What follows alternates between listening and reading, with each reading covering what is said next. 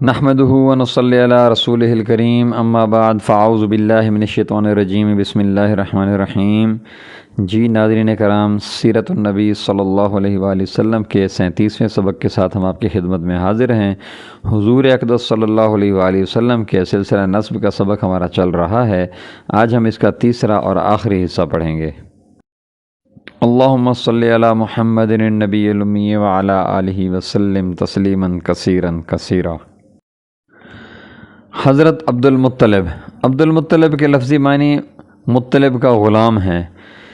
ان کو چونکہ اپنے چچا مطلب مدینہ منورہ سے لے کر آئے تھے، ان کا اصلی نام شیبہ تھا، لیکن چچا کے پرورش میں رہے، اس لیے ارباب سیر نے وجہ تسمیہ میں بہت سے اقوال نقل کیے ہیں، جن میں صحیح تر یہ ہے کہ چونکہ مطلب نے ان کی پرورش کی تھی اور یہ یتیم تھے، اس لیے عرب کے محاورہ کے مطابق غلام مطلب مشہور ہو گئے، یعنی عبد المطلب کی زندگی کا بڑا کارنامہ یہ ہے کہ چاہے زمزم جو ایک مدت سے اٹ کر گم ہو گیا تھا، انہوں نے اس کا پتہ لگایا اور کھدوا کر نئے سرے سے درست کرا دیا۔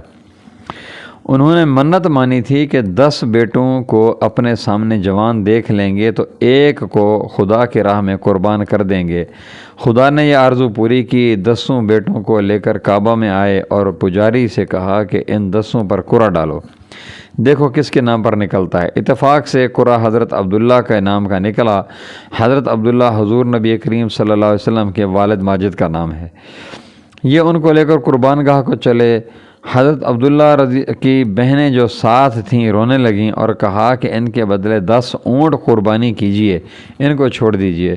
عبد المطلب نے پجاری سے کہا کہ عبداللہ پر اور 10 اونٹوں پر قرعہ ڈالو۔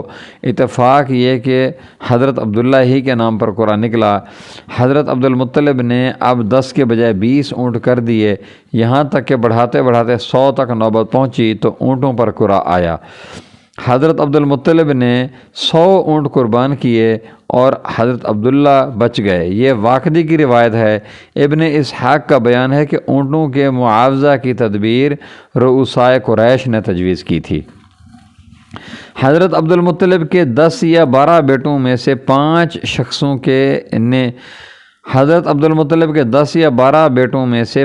شخصوں نے اسلام یا کفر کی خصوصیت کی وجہ سے شہرت عام حاصل کی، یعنی ابو لہب، ابو طالب، حضرت عبداللہ، حضرت حمزہ، حضرت عباس۔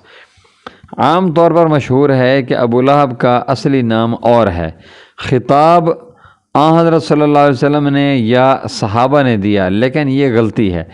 ابن سعد نے طبقات میں تصریح کی کہ یہ لقب خود حضرت عبد المطلب نے دیا، جس کی وجہ یہ تھی کہ ابو لہب نہایت حسین و جمیل تھا، اور عرب میں گورے چٹے چہرے کو شعلہ آتش کہتے ہیں، فارسی میں بھی آتشیں رخسار ہے۔ حضرت عبداللہ قربانی سے بچ گئے تو عبد المطلب کو ان کی شادی کی فکر ہوئی۔ قبیلہ زہرہ میں وہب بن عبد مناف کی صاحبزادی، جن کا نام آمنہ تھا، قریش کے تمام خاندانوں میں ممتاز تھیں۔ وہ اس وقت اپنے چچا وہیب کے پاس رہتی تھیں۔ حضرت عبد المطلب وہیب کے پاس گئے اور حضرت عبداللہ کی شادی کا پیغام دیا۔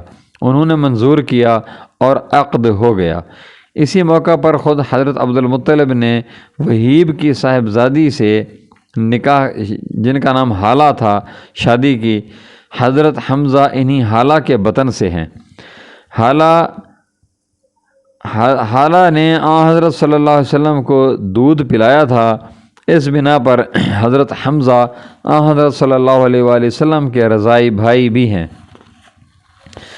دستور تھا کہ نوشہ شادی کے بعد 3 دن تک سسرال میں رہتا تھا۔ حضرت عبداللہ 3 دن سسرال میں رہے اور پھر گھر چلے آئے۔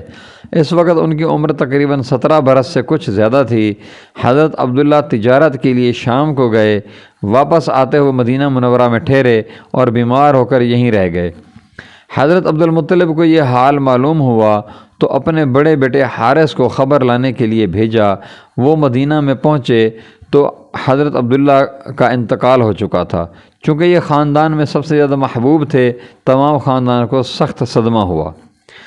حضرت عبداللہ نے ترکہ میں اونٹ، بکریاں اور ایک لونڈی چھوڑی تھی جس کا نام ایمن تھا۔ یہ سب چیزیں رسول اللہ صلی اللہ علیہ وآلہ وسلم کو ترکہ میں ملیں۔ حضرت ایمن کا نام برکہ تھا۔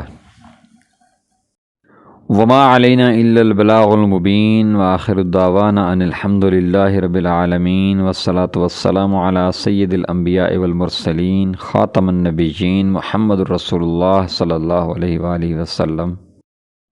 جی ناظرین کرام، اگر آپ نے ابھی تک ہمارے چینل کو سبسکرائب نہیں کیا تو براہ مہربانی ہمارے چینل کو سبسکرائب کریں، ہماری ویڈیوز کو لائک کریں اور اپنے دوستوں سے شیئر کریں۔ جزاکم اللہ خیر و احسن الجزا۔